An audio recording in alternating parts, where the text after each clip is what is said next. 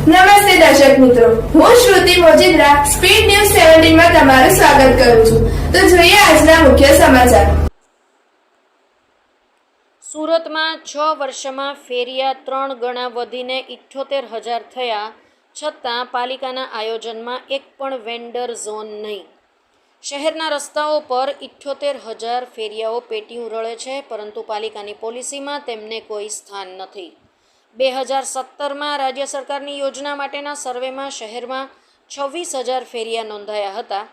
હાલમાં PM સ્વનિધિ યોજના માટે ચાલી રહેલી કામગીરીમાં 78,000 નોંધાયા છે. હાલમાં પાલિકાએ ઝીરો દબાણ હેઠળ નિર્ધારિત કરેલા 119 મુખ્ય રસ્તા પરથી ફેરિયાઓનું દબાણ હટાવવા ઝુંબેશ આદરી છે, જેને કારણે ફેરિયાઓની મુશ્કેલી વધી ગઈ છે. લોકો ટ્રાફિકથી હેરાન થઈ રહ્યા છે, છતાં પોલીસ પણ મૂક પ્રેક્ષક બની છે. ફેરિયાઓને જગ્યા ફાળવવાના સંદર્ભમાં ટીપીમાં કોઈ જોગવાઈ નથી. પાલિકાએ નવા બજેટમાં ઝીરો દબાણ રૂટના રસ્તાઓ પરના ફેરિયાઓ માટે ઝોન વાઇઝ પ્લોટ ફાળવવાનું નક્કી કર્યું છે, જેની પોલિસી હવે બનાવાશે.